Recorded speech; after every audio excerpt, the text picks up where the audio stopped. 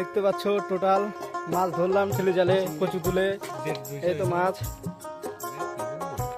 Mime মাছ, এই তো সেটা চিংড়ি মাছ, খুব সুন্দর মাছ দেখতে পাচ্ছ বন্ধুরা, দেশি চিংড়ি লোকাল। এটা হচ্ছে আত্রা নদীর মাছ, বালুরঘাট।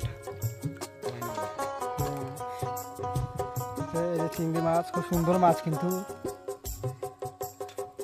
এগুলো চিংড়ি। এই যে কালো কালো চিংড়িগুলো আমাদের এখানে 1000 টাকা কেজি, 1200 টাকা কেজি যায়। এটা চিংড়ি মাছ, এই যে দেখতে পাচ্ছ বন্ধুরা, এটা টোটাল মাছ।